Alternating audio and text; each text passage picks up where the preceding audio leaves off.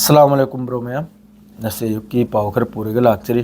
पाव सी इथोक थोक लगते मैम हम दी पाव सी पंपी द पी को करुम करुम दगिनो लोखलेगा करी करी नो इकरम ते ज्ञान में तादे मादो आई दी पाव सी थोकलक लेगनी मफम दुदगी पाव सी थोकलक लेगनी पाव सी पिरक कदर दो पाव हाय बुबो होजी एम्बुलेंस की लाइन नि होजी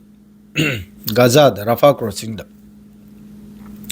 असिदा होजी लिमिटेड है दिबुम होइना गाजा रफा बॉर्डर सी ओपन नि तोर लिमिटेड नि इजराइल की तरफ ते चंगल से अनलिमिटेड नते मखोन जो चंगनिंग ब्रा तरा चंगनिंग ब्रा कुल चंगनिंग ब्रा असि परेंग नि को कनुम की तरफ तगी से इजिप्ट की तरफ तगी से गाजा रोम दा संग दौर से असिदा मी 20,000 अनाबा अदुसु पुथोक तो भी यादे अपान द लाइंग हेल्बे द मक्ता रफा ददी गाजा ददी हॉस्पिटल लई तरफ नि ना एक नंबर दा दुई नंबर दा नबु 80,000 की मथक्ता फिलिस्तीनी ममांगे दे थोखिबा गाजा थादोकलमेगा अदुसु चंगलकपगी असिपुन मक्सि उरगा आईडीएफ अमसुंग हौजकी रफा क्रॉसिंग दे लैरिबा इजराइल की Lamni मखैसेना limited Hahn लाथोखरे खरटा चंगलबा खरटा थोकलबा थोकपदि मखोय यामना हरावी रफा they Gaza दगी थोखिबदि मखोय यामना हरावयाबा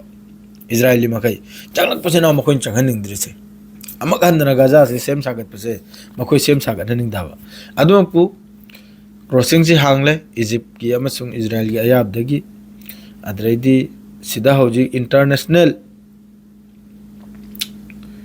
monitoring of medical education है ना मखोय की इंटरनेशनल की मेडिकल की मखोय गाड़ी असी मखैजु परेंग वनि चंगिम निको हौजी की गाजा मनंग सिदा लोइने से मपान की गाड़ी गांगतनी इजिप्ट की यावरी अतैसु यावरी लोइने इंटरनेशनल अमा मखोय की करी करी कवी अदु मखैदो ग्रुप मखैदो लोइन यावरम नावा असि लोइन चंगिम नि हजि गजादा असिम लैखरे एक नंबर दुई नंबर दनबु ईरान की सुप्रीम लीडर मीन लोथखरे हरसे लोते महा की हजि अरांग देगी ताजा बयान म वायरल होरी मान हरसिनबु सिनी करीगुंबा ईरान की मथक्ता अटैक सी तौरप तारगदि पूरा रीजन से में चाकनी सिनी रीजन से में पूरा रीजन से पूरा चाकनी सिनी लोक से खरटा हो रही है से अदुम लई रहा दुई नंबर द तीन नंबर द नबु अमेरिका न हारि से नबु ईरान हौजिक मिसाइल प्रोग्राम अमसुंग न्यूक्लियर प्रोग्राम से सी पूरा ऑफ तौसी नहर से ईरान हर नबु सीगी अनी सीगी मरम दो वारी सानब यारो सिनी अदु वारी सानबा मथौ तारे यामना रिस्पेक्टफुल यामना डिसिप्लिन दा वारी सानबा नंगी धमकी नंगी अदुआता यारोसिनी ईरान दा